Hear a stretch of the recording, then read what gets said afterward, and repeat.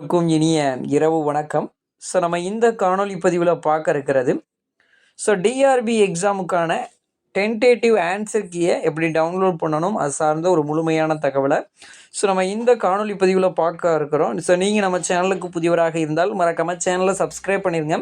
உங்கள் நண்பர்களுக்கும் நம்முடைய சேனலை ஷேர் பண்ணிடுங்க, அவங்களுக்கு மிகவும் பயனுள்ளதாக இருக்கும். வாங்க வீடியோக்குள்ளே போகலாம்.